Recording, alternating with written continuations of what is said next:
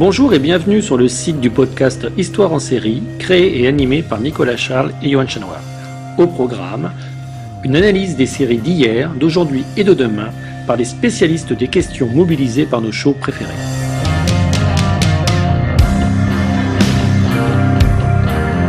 Histoire en série, c'est le podcast qui met en relation histoire, sciences humaines et séries.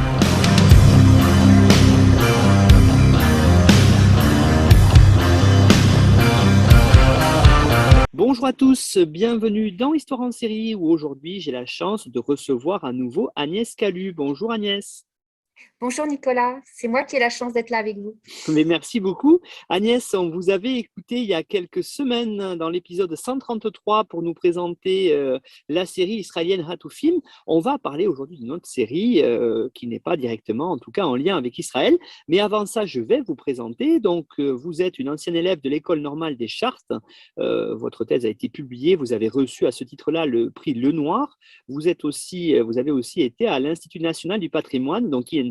Vous êtes conservateur du patrimoine pour l'État et les musées, docteur en histoire contemporaine de Sciences Po Paris, donc avec d'ailleurs, là aussi, vous avez eu un prix donc chez Des d'Ange de l'Académie des sciences morales et politiques avec une thèse, là aussi, qui a été publiée et réimprimée en 2017. Vous êtes habilité à diriger les recherches à l'EPHE. Vous êtes donc historienne de l'art et vous êtes qualifié comme professeur des universités. Vous êtes un chercheur permanent de l'Institut interdisciplinaire d'anthropologie du contemporain à l'EHESS CNRS. Alors, vous êtes aussi chercheur associé à l'École pratique des hautes études et récemment, vous avez publié plusieurs ouvrages qu'on a mis dans la bibliographie indicative qui se trouve sur notre site internet histoireensérie.com à la page de l'émission. Je vais citer quand même une de vos dernières parutions, c'est celle en 2019 que vous avez fait paraître, là aussi autour du dessin design pour une fabrique médiatique de l'histoire.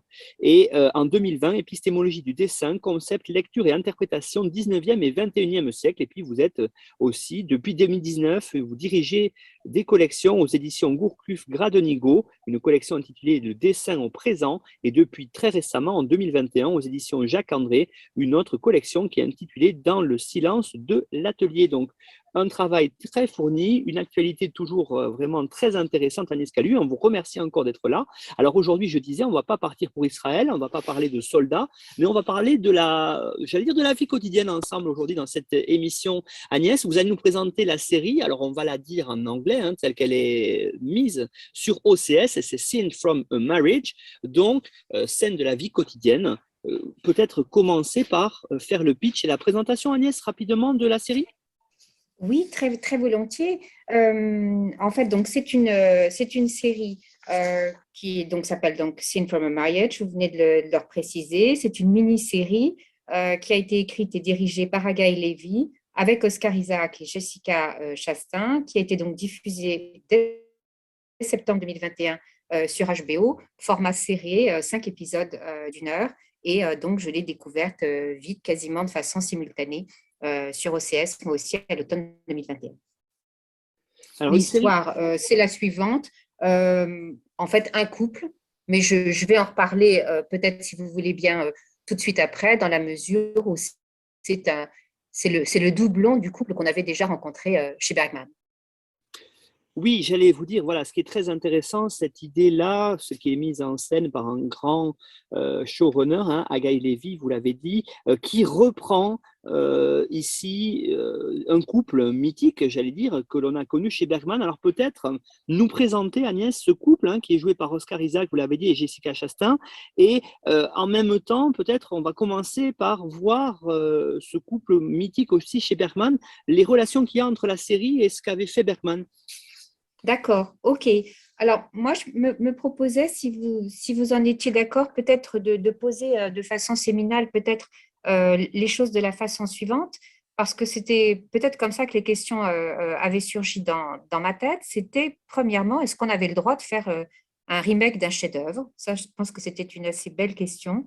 Et une deuxième question aussi qui me tournait dans la tête, c'était comment contemporanéiser un film qui lui-même, fondamentalement, a été reconnu comme un film à la signature esthétique, culturelle, sociale, politique et morale aussi, fondamentalement contemporaine.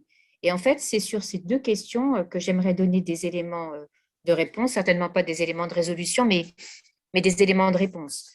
Donc la série, on vient de la présenter. Cette série est donc un remake du film de Bergman, Scène de la vie conjugale. Et c'est vrai que ça me paraît intéressant peut-être tout d'abord en introduction de revenir à Bergman tout simplement pour qu'on regarde ensemble tous les deux et avec ceux qui nous écoutent, que l'on regarde, qu'on analyse et qu'on essaye de comprendre en définitive les façons de transfert culturel de la Suède de 73-74 aux États-Unis de 2020-2021. Pour parler de Bergman, on ne peut le faire que très mal. Bon, je m'y essaye quand même, c'est pas très grave si je ne dis que des banalités ou si je m'installe dans le très connu. Bergman, grosso modo, c'est la veine intimiste, c'est le cinéma de chambre, c'est l'approche clinique, c'est un certain nombre d'obsessions métaphysiques autour des brouilles frivoles, Dixit Kierkegaard, c'est le cinéma de l'instant. D'ailleurs, Godard disait Bergman, c'est le monde entre deux battements de paupières, la tristesse entre deux battements de cœur, la joie de vivre entre deux battements de main. Donc, c'est vrai que le film de Bergman, et c'est intéressant de rappeler qu'au départ, il est préfiguré et il est conçu et imaginé par Bergman pour la télévision. Donc, il est d'abord diffusé à la télévision dans un format, on va dire, étendu, élargi, et la micro-incise pour dire qu'à l'époque, c'est un véritable phénomène de société dans la mesure où les sociologues ou tout simplement ceux qui regardent le film sont très, comment dire, happés par ce qu'ils voient. Il va y avoir d'ailleurs une vague très importante de divorces à ce moment-là.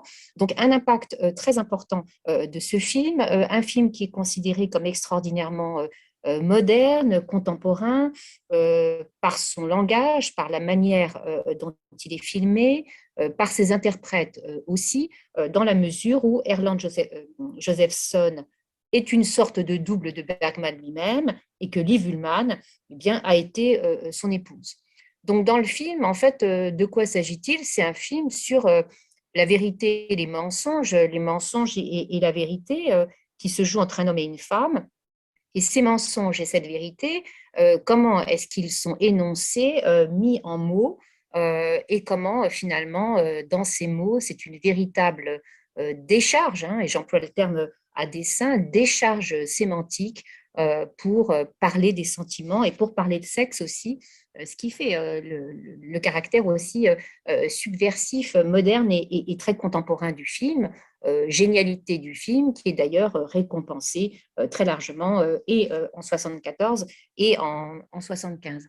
Alors, si vous vouliez bien, peut-être ce que j'avais l'intention de faire, c'est avant peut-être de me lancer dans une comparaison, et comparaison n'est pas le bon mot, je préfère la notion de transfert, c'était peut-être faire un micro-verbatim à ma sauce du Bergman pour que l'on puisse comprendre le point de départ d'Agaï Lévy et où est-ce qu'il s'envole, quand est-ce qu'il dévisse et comment est-ce qu'il organise finalement un certain nombre de métamorphoses, de changements, de mutations et de migrations dans la série qu'il nous a proposée là à l'automne. Il me semble qu'en fait, voilà, si je fais ce verbatim rapide hein, de Bergman, en fait, je l'ai revu récemment, donc j'ai le film bien à l'esprit. J'aurais volontiers vu 7 actes, et 7 actes qui ne correspondent pas du tout, en tout cas, me semble-t-il, au chapitrage tel qu'ils existent dans le film, ni même au changement de plan. C'est 7 actes, peut-être à cause du chiffre 7 que j'ai trouvé un peu dramatique, qui me paraissent en tout cas scandés, séquencés, chapitrés de façon assez singulière. Le film, je fais ce verbatim assez rapidement, ça pose les choses, et de là, si vous voulez, on commence la discussion. L'acte 1, il est intéressant pour ceux qui nous écoutent parce que tout simplement, c'est l'acte de la présentation. Donc, Johan et Marianne et Johan se présentent. Alors lui, 42 ans, barbu, avec les stéréotypes physiques de l'universitaire, laideur banale, intelligence modérée, ses coups de parler assez crâneurs, Le père est médecin, il aime la politique et le théâtre. Et pour parler de sa rencontre avec Marianne, il spécifie tout de suite qu'il n'y a pas de coup de foudre. Elle, 35 ans, beige rousse, un peu transparente, 2 enfants, 2 filles, mais très accessoires, père avocat, avocate du droit familial, et elle aussi raconte qu'il n'y a pas de coup de foudre entre eux et qu'elle a simplement proposé, je la cite, d'unir 2 solitudes. L'acte 2, c'est ce que j'appelle la double révélation extérieure. Et cette double révélation extérieure, elle se fait sur un existant. Et l'existant, c'est quoi? C'est la routine et la rancœur. Cette routine et cette rancœur entre ce couple qui est marié depuis 10 ans. 3 motifs l'illustrent. Les obligations familiales devant lesquelles on ne peut jamais reculer. Marianne qui refuse de plus en plus la sexualité proposée par Johan, et Johan qui est un homme qui est assez amer, qui est frustré et qui est assez malheureux puisque l'une de ses collègues, qu'il aime bien par ailleurs, lui a confié que ses poèmes étaient assez médiocres. Sur ce fond-là, donc une double révélation, à la façon de 2 détonateurs, de 2 péripéties.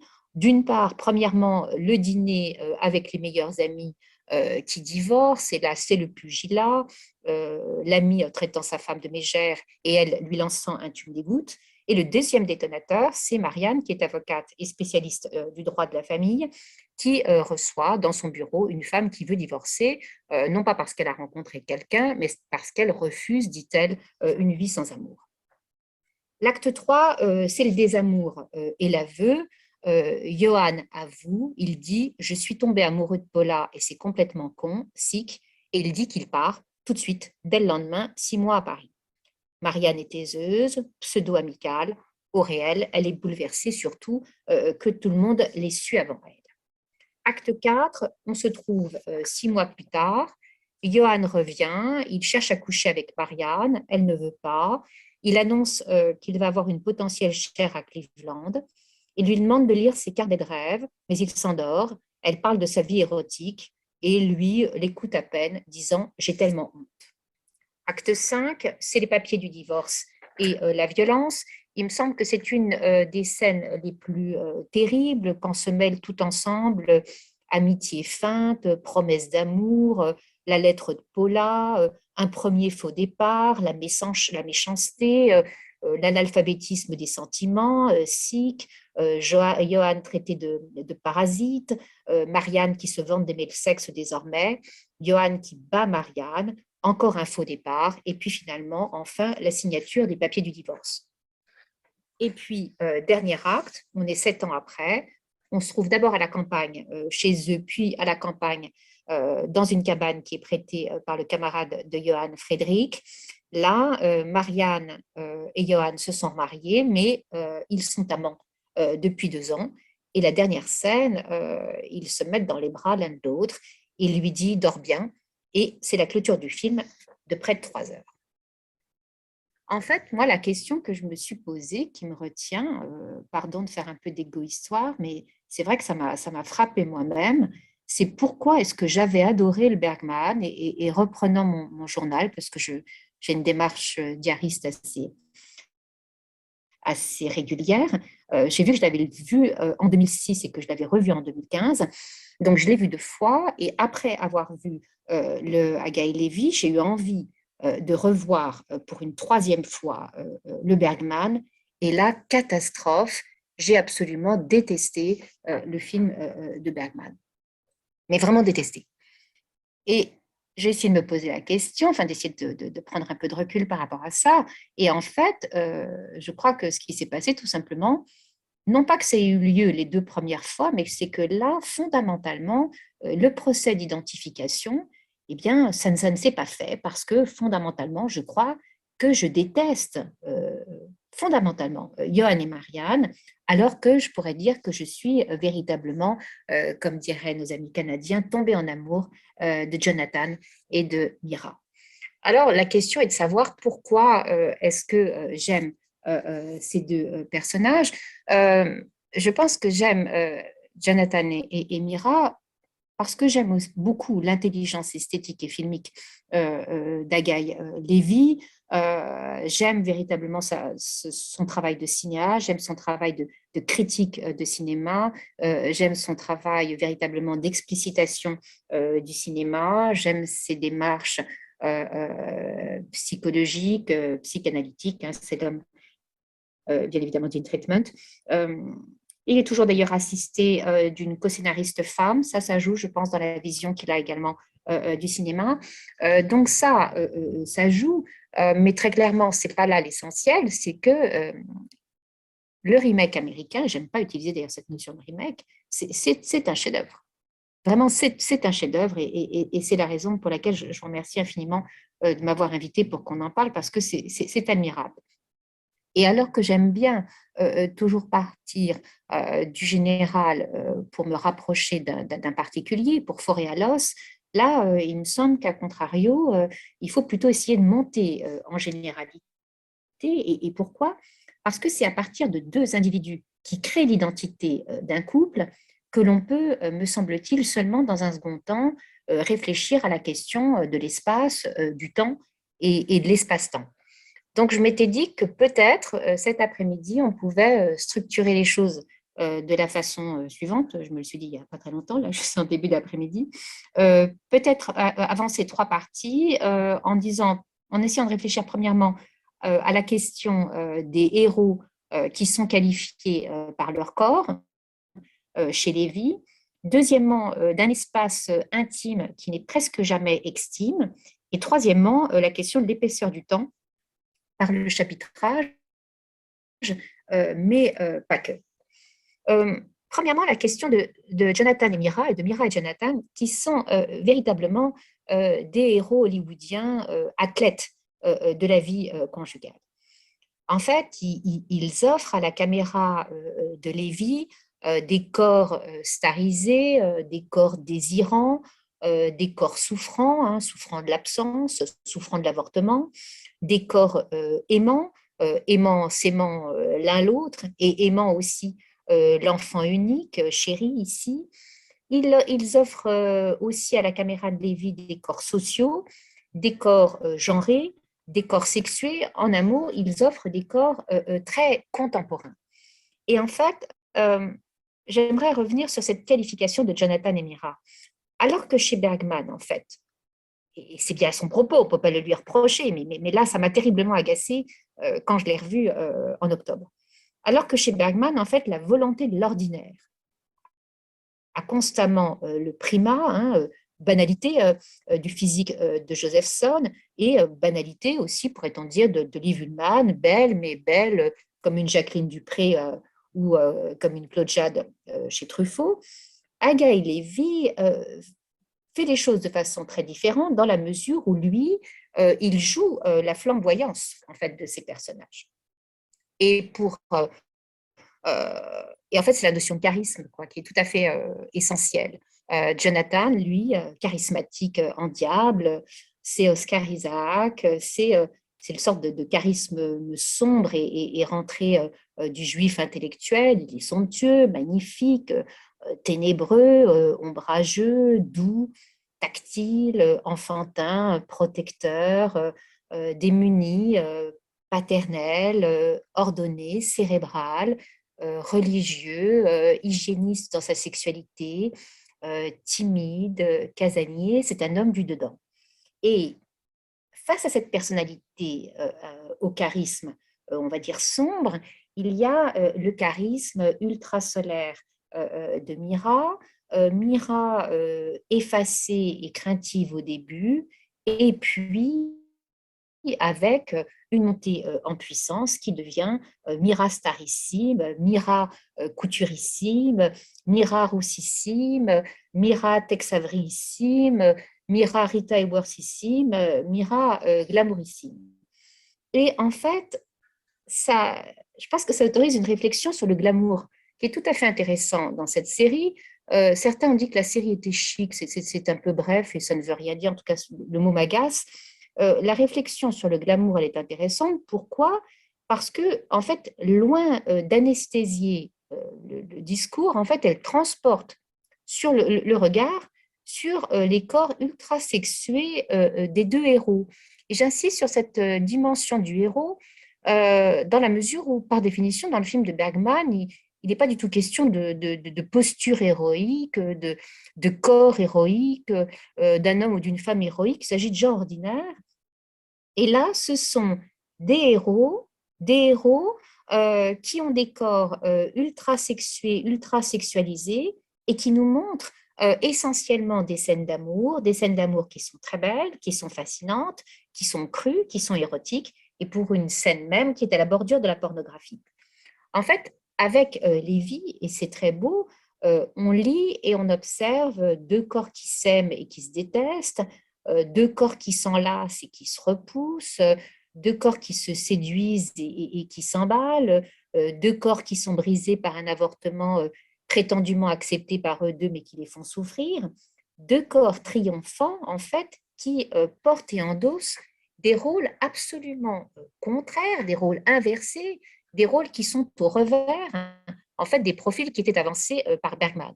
Ici, il faut le dire tout de suite, c'est Mira, donc la femme, qui gagne beaucoup d'argent. C'est Mira qui ne veut pas d'enfants pour ne pas freiner une carrière dans une firme start-up internationale. C'est Mira qui a une sexualité conquérante, une sexualité libérée, une sexualité sans tabou. C'est Mira qui prend un amant de 10 ans plus jeune qu'elle, Polly. C'est Mira qui n'a pas la fibre paternelle et qui ne veut pas de deuxième enfant. Il faut bien avoir à l'esprit que dans le Bergman, on est bien d'accord, c'est tout à fait inversé. C'est Johann qui trompe Marianne avec une de ses étudiantes. C'est lui qui se plaint de la non-sexualité de sa femme, ou en tout cas d'une sexualité peu inventive, à la limite de la frigidité, qui se plaint aussi d'une sexualité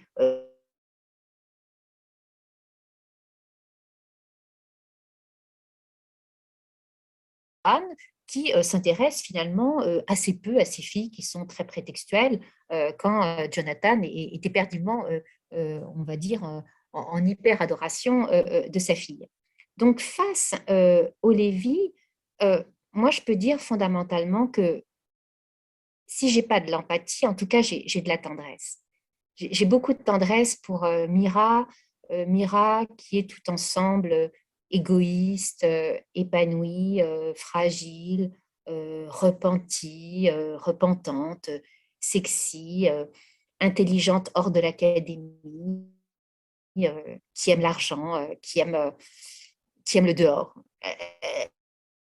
Elle me, oui, j'ai de l'affection pour elle et j'ai aussi beaucoup d'affection pour Jonathan, qui est un peu sarcastique, un peu crâneur, mais fondamentalement surtout qui avance le profil d'un homme doux, profond, amoureux de sa femme, et j'y insiste, qui est un père d'exception. En fait, revoyant le Bergman, ce qui m'est apparu, à contrario, c'est que je ressens une antipathie absolue pour Johann, qui est un universitaire raté, un poète médiocre, qui est constamment dans l'ironie, et l'ironie, même pas subtile, quand elle est là, fondamentalement, j'ai le sentiment pour cacher ses bassesses, ses faiblesses, un Johann qui a des désirs inconséquents, et un Johann qui bat sa femme. Et ça, il faut le dire, franchement, je ne lui pardonne pas. Et j'ai aussi beaucoup d'antipathie pour Marianne, c'est-à-dire que Marianne, même pour moi, n'a pas tellement un rôle de victime. Je la trouve aussi très, très fatigante, très, très insupportable. Elle est ennuyeuse en beige couleur chair. Elle organise le couple et la famille comme une sorte de petite PME d'une vie partagée, donc qui est très, très morne. Elle fuit la sexualité joyeuse au sein du couple. Elle est un peu comme l'assistante de son mari.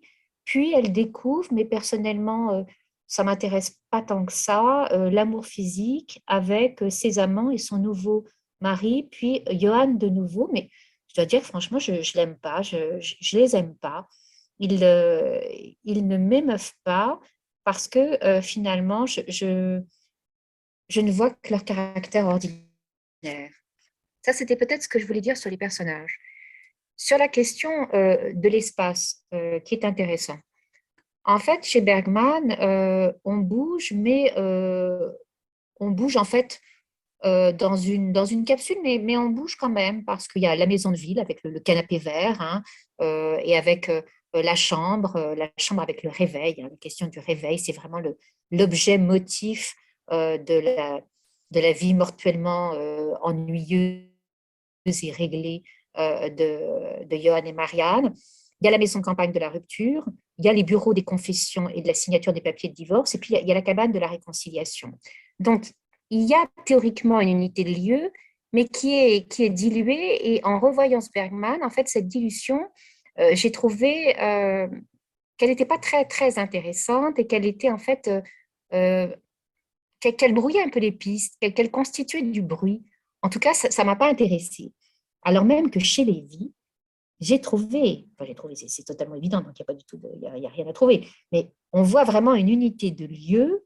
L'unité de lieu, c'est la maison, une maison en même temps qui change, mais avec des motifs fixes qu'on reconnaît et qui captent véritablement l'attention. Il y a le canapé, il y a le tapis, il y a la chambre d'enfant, il y a la maison en cours de déménagement avec les cartons, et puis, il y a la maison retrouvée par la puissance contemporaine du Airbnb. Donc, en fait, je trouve que Lévy, il a vraiment très, très bien saisi cette intimité, cette intériorité. Il réfléchit vraiment à qu'est-ce que ça veut dire que d'habiter un lieu.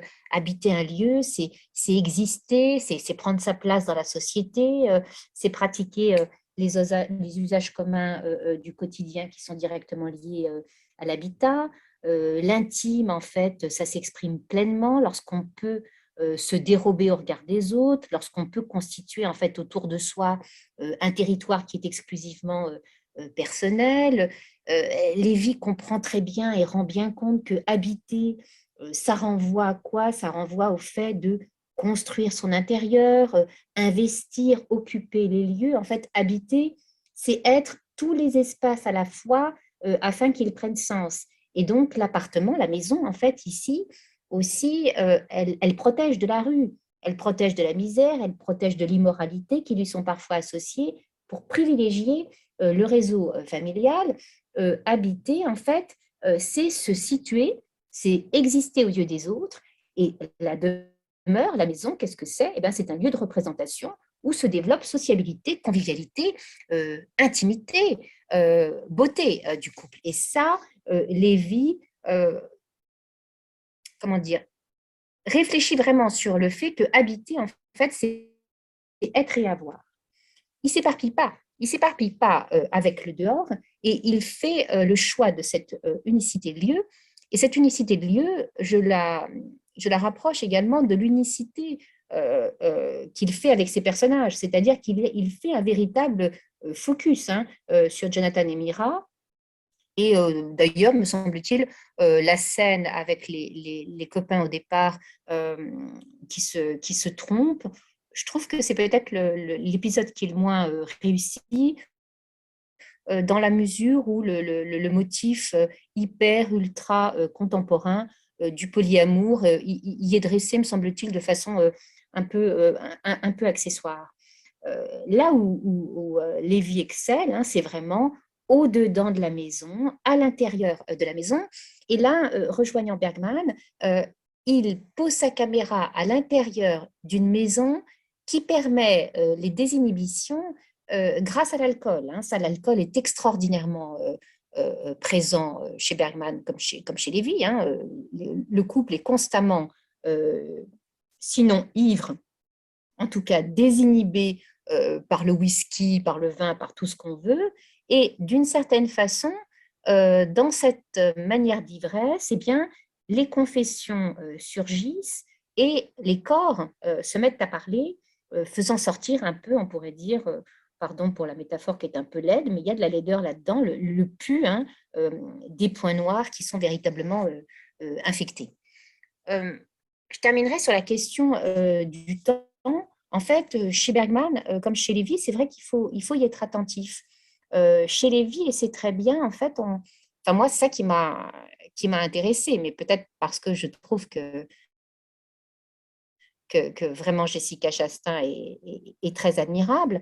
En fait, on mesure le temps au changement esthétique de Mira. Donc, une Mira un peu couleur grège, vert, beige au départ, et puis vers la Mira flamboyante, avec un temps qui passe selon que les cheveux sont attachés ou lâchés, selon effectivement qu'on parle, qu'elle porte du beige clair ou alors qu'elle devienne ultra sexy et dans une flamboyance des vêtements. Le temps passe suivant qu'elle est en jupe fendue ou en pantalon, suivant qu'elle porte des chaussures à talons, des chaussures plates, suivant qu'elle porte des escarpins ou des bottes, selon également le fait qu'elle est maquillée ou qu'elle fait avancer un visage très nude à l'américaine. En fait, Lévy choisit, et moi je le suis beaucoup là-dedans, je trouvais que c'était très beau de présenter les choses comme ça, il choisit de montrer la beauté de Mira changeante et mouvante dans les yeux et dans le visage de Jonathan, qui lui reste tout à fait inchangé. Sur la question du temps, toujours, il me semble que Lévy présente les choses de façon multiscalaire, et ça c'est intéressant bien sûr pour l'historien. C'est-à-dire qu'il y a plusieurs temps, hein. Il y a le temps de la série, il y a le temps de la vie, il y a le temps du in et du off, et puis il y a le temps historien. Je vais revenir 3 secondes là-dessus. Le temps de la vie, effectivement, par un système d'aller-retour très très bien maîtrisé et très léger, on comprend qu'il y a grosso modo 20 ans de mariage. On comprend qu'on se situe dans un temps post 10 ans après la rupture. Et puis, il y a des variables d'ajustement avec tantôt 6 mois, tantôt 7 ans, tantôt 2 ans, tantôt hier, tantôt demain. Donc, un jeu avec le temps comme ça, assez ludique et imprécis, qui crée une sorte de brume très esthétisante et très belle, hein, dans la caméra de Lévy. Il y a le temps de la série, hein, bien sûr, un temps long d'un peu plus de 5 heures, ça, j'y reviens pas. Il y a le temps du in et du off qui est très bien réussi, qui était simplement esquissé chez Bergman et que Lévy, lui, attrape à bras-le-corps. C'est la question des didascalies et de la présentation ouverte, en fait, des coulisses de la production et du corps du jeu. C'est-à-dire qu'au démarrage de chaque épisode, on voit la préparation de la production, et le final, c'est lorsque les deux héros sortent du champ du jeu et retrouvent les coulisses. Donc ça marche très très bien. Et il y a un temps historien aussi qui est intéressant, puisque au démarrage, si on l'a bien à l'esprit, le démarrage, c'est une enquête, que ce soit chez Bergman comme chez Lévy, une enquête journalistique dans le Bergman, une enquête de sciences sociales dans le Lévy. Et ça, c'est assez intéressant parce que ça décale aussi le point d'observation, dans la mesure où, au démarrage, il y a une sorte de, pas de plaidoyer pro-domo, justement, mais d'autoproclamation en faveur des sciences sociales des deux personnages qui s'autodéfinissent, s'autodésignent et s'autoqualifient.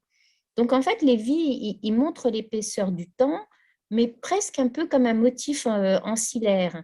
En fait, un décor plutôt dans le ventre duquel il y a deux héros, me semble-t-il, qui se battent pour survivre peut-être au pire des cauchemars, c'est-à-dire le mariage. Et pour moi, peut-être, c'est encore ce que je voulais peut-être préciser, c'est que l'américanisation du film de Bergman, ça, je crois que j'en suis quand même vraiment persuadée, elle surclasse pour moi la matrice parce que, et ça m'a plu, mais je comprends qu'il y ait certains qui aient pu être choqués ou être agacés, mais moi, ça m'a plu parce que, en fait, cette américanisation, elle extraordinarise un ordinaire qui finalement est laid, est laid parce qu'on le connaît déjà. Et moi, j'ai aimé en fait oui, ces héros ordinaires ces héros qui sont portés comme ça par une puissance, par le désir. C'est ça qui m'a beaucoup plu dans la série. Voilà peut-être ce que je pouvais dire dans un premier mouvement. C'est très intéressant, Agnès, ce qu'on est en train de voir ensemble. Vous présentez à chaque fois très en détail les séries et on boit véritablement vos paroles. Et j'aurais aimé peut-être qu'on revienne sur un personnage clé. Alors, c'est pas un des deux personnages principaux, c'est le scénariste. Vous en avez parlé, Guy Levy, parce qu'on n'a pas eu trop Oui, encore dans Histoire en série l'occasion de parler de lui. C'est quand même un des scénaristes majeurs aujourd'hui, hein, qui a fait de grandes séries. On a notamment Betty Pool, bien sûr, qui a été à l'origine de oui, In Treatment là-dessus, mais on a aussi la série The Affair, et puis plus récemment, hein, et là ça rejoint un petit peu ce qu'on avait évoqué ensemble avec Hatou Film, c'est la série Our Boys, où il étudiait véritablement la complexité de son pays, Israël, aujourd'hui. C'est vraiment j'allais dire, un scénariste, un showrunner majeur aujourd'hui qui s'empare de sujets différents et qui les montre, vous l'avez dit, et je pense qu'on l'a compris à travers cette émission, avec une certaine intimité. oui, oui, oui, tout à fait. Vous avez tout à fait raison. Moi, je ne le connaissais que par In Treatment et vu en plus de façon un peu sporadique. Alors, j'ai un peu honte d'en parler véritablement, mais j'avais trouvé qu'il y avait comme ça cet œil fouilleur comme ça dans l'intime que je trouve très, très, très, très fin, très, très fin. C'est un homme certainement enfin, d'une très, très grande intelligence, très, très grande intelligence. Et ce que je voudrais dire, c'est que quand j'ai vu le trailer en fait de Scene from a Marriage, je me suis dit, j'y suis vraiment allée à reculons, en me disant, OK, c'est Lévy, mais comment est-ce qu'il va faire? Et en fait, il fait parce qu'il ne fait pas un remake. Il fait pas du tout un remake. Il place totalement, il décale. Enfin, il y a l'inversion fondamentale entre elle et lui. Et je répète, c'est cette flamboyance que j'ai aimée. Et la flamboyance ne gommant pas pour autant euh, le quotidien dans ce qu'il a aussi de sale, de laid, de moche, de récurrent. Mais c'est c'est mis dans un espace hollywoodien. Et ça marche très, très, très, très, très, très, très, très bien. Alors, ce qu'il faut peut-être dire aussi, sans avoir l'air de faire un peu du gossip, j'en sais rien d'ailleurs, je sais pas si c'est vrai, enfin bon, c'est bien l'idée du gossip. Il y aurait quand même eu une histoire apparemment entre Oscar Lévy et Jessica Chastain, témoin le fait que je crois il lui caresse le bras au moment de la Biennale de Venise. Et bon, on le sent, quoi, on le sent à la caméra qu'ils sont vraiment, qu'ils sont amoureux et l'amour est tout le temps là dans la bataille, dans les scènes de sexe, dans les scènes d'amour, dans les scènes de retrouvailles, alors même que, revoyant le Bergman, je me suis dit, mais bon sang, même quand cet homme dit à Marianne qu'il l'aime, j'arrive pas à le croire, j'arrive pas à le croire. Je crois qu'à un moment, elle lui dit d'ailleurs, mais t'aimes que toi. Et moi, je trouve que c'est un personnage, c'est pour ça que je le trouve extraordinairement antipathique. Il aime que lui, il aime que lui, il a une assistante à la maison, ne s'intéresse pas à ses filles. Il essaye un peu de progresser dans son milieu, il n'y arrive pas, puisque finalement, il n'arrive pas à aller à Cleveland. C'est un raté, il fait des poèmes ratés. Je ne sais pas s'il aime sa femme. Et même à la fin, quand il lui dit dors bien, bon, bah, dors bien, voilà, je sais pas. Alors qu'il y a il y a du rom-com aussi entre Oscar et Jessica, entre Jonathan et Mira. C'est aussi une comédie romantique sur du drame de la vie quotidienne. Et ça c'est Agaï Baby qui fait ça. Et c'est remarquable. C'est remarquable. Oui, je suis tout à fait d'accord, Agnès, avec vous. Cette idée-là, et c'est vraiment au cœur de ce qu'a voulu faire, je pense, Guy Levy. Cette idée du Bergman des années 70, on est dans une période après, on va dire, mai 68, on est sur une période où le mariage est très critiqué, l'institution mariage, et là, on a un tournage qui est assez froid sur le mariage, et là, on n'a pas ça. On sent que Oui, Guy Levy, il y a vraiment une vraie empathie pour les personnages. On sent qu'il oui, a choisi ses acteurs et que c'est eux qui voulaient mettre là et représenter sa série à lui, Scene for Marriage, tel que lui l'a vu et non pas comme Bergman. On le voit, on le tout sent à fait. Ah oui, oui, oui. Et je pense quand même que, effectivement, Josephson est le double de Bergman, mais un double, on va dire, noir et pas sympa.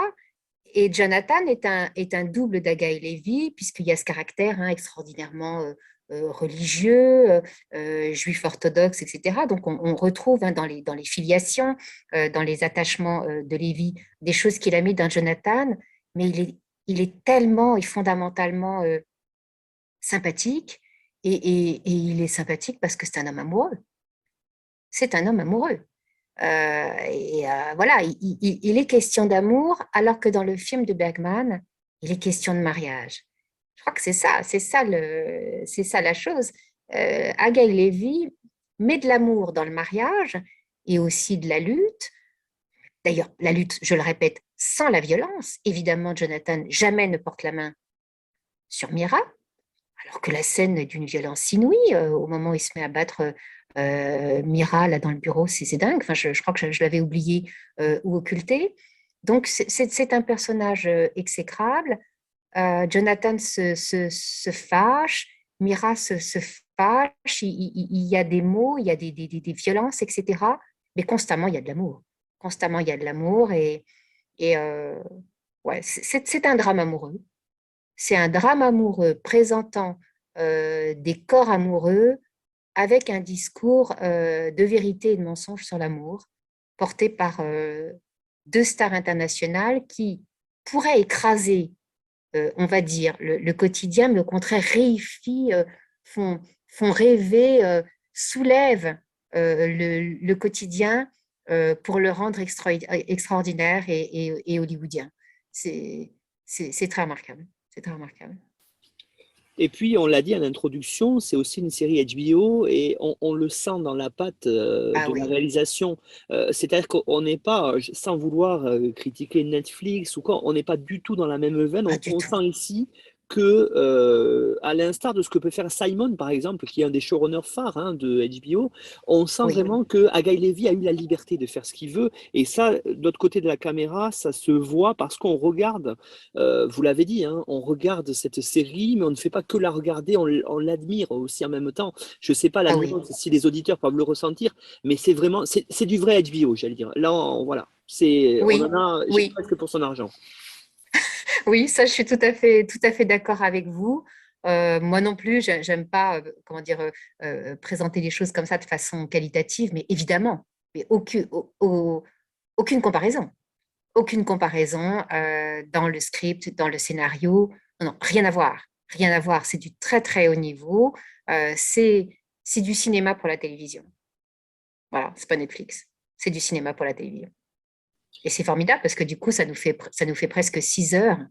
Alors c'est génial. Moi, je peux juste dire, pardon d'être un peu anecdotique, mais donc le suivant, sur OCS, j'attendais comme une folle chaque semaine donc qu'il soit mis en ligne.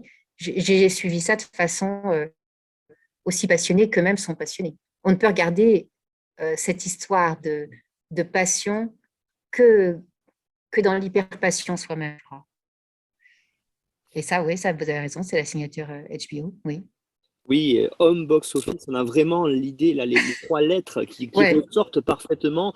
Et c'est vrai que Agaï Lévy, dans tout ce qu'il a fait, a une certaine liberté. Beatty Pool, c'est vraiment d'avoir créé cette série-là, ça a été fabuleux. Et puis on revient sur le sujet difficile d'Hour Boy. Pour un pays comme Israël, filmer ses soldats comme ça, avec ce qu'ils ont fait, voilà, c'est vraiment, et je terminerai peut-être là-dessus cette émission, Agnès, avec vous, mais c'est vraiment l'idée, Agaï Lévy, c'est vraiment un showrunner j'allais dire, de la liberté, de la liberté, et qui montre vraiment des personnages du quotidien, comment ces personnages-là peuvent être extraordinaires, en fait. C'est ça, c'est l'extraordinarité du quotidien. On peut le voir dans Our Boy, mais on le voit aussi de façon totalement différente dans Scene from a Marriage. Oui, tout à fait. Je suis tout à fait d'accord avec vous. Ouais. Mais je vous remercie. Il faut le voir. Tous ceux qui ne l'ont pas vu doivent le voir. C'est une merveille. C'est une merveille. Ça illumine l'hiver. Et vous l'avez dit, c'est une série, on peut presque la qualifier de mini-série, hein, puisque on peut le Oui, regarder quasiment en une longue soirée d'hiver, oui, presque au coin du feu pour se mettre dans l'ambiance. Si on peut, mais c'est vrai, parce que ça se regarde, c'est même pas du binge-watching, ça se regarde comme un long film, vous l'avez dit. oui, Et là, le format sériel apporte quelque chose de supplémentaire parce qu'on ne resterait pas 6 heures dans une salle de cinéma. Et là, on peut le voir. Voilà, donc on recommande tous les deux avec Agnès Calu vraiment cette série Scene from a Marriage. Allez sur OCS, regardez-la parce qu'elle vaut vraiment le coup. Alors, comme tous les intervenants et intervenantes, hein, Agnès, on a mis en ligne un petit résumé de l'émission pour permettre d'aller voir ce qu'on a évoqué ensemble pendant toute cette émission. Vous la retrouvez sur notre site internet histoireensérie.com et puis suivez notre actualité hein, sur notre site internet, sur Twitter, @histoiresérie et sur notre groupe Facebook Histoire en série. Je sais Agnès que vous y êtes abonnée. Merci oui, beaucoup. oui, excellente initiative, excellent projet. J'adore et surrecommande à toutes et tous. Merci beaucoup pour ces bons mots et puis j'espère à bientôt pour une autre analyse très approfondie d'une série ensemble. Merci Agnès. Avec grand plaisir. Merci beaucoup, Nicolas. À très vite. Au revoir.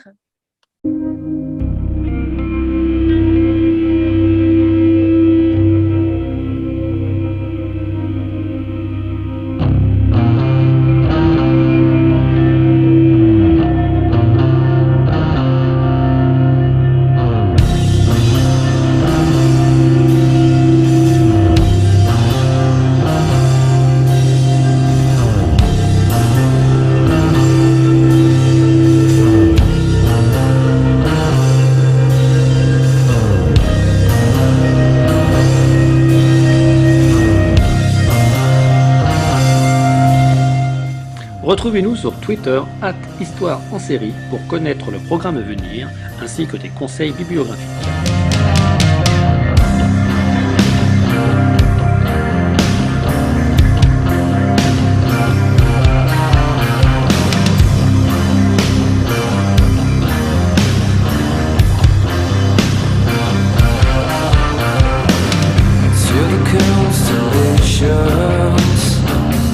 Travel launches to clear.